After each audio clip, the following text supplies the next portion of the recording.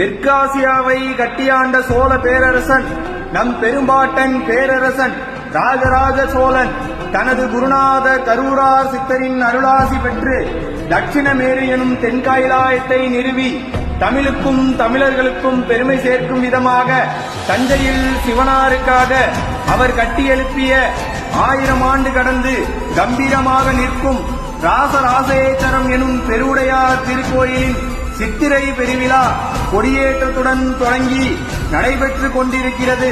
தினமும் மாலை சுவாமி திருவீதி உலாவும் நடைபெற்றுக் கொண்டிருக்கிறது. விழாவின் முக்கிய நிகழ்வான திருத்தேர் திருவிழா வருகின்ற ஏப்ரல் மாதம் 27ஆம் தேதி திங்கட்கிழமை அன்று நடைபெறவுள்ளது.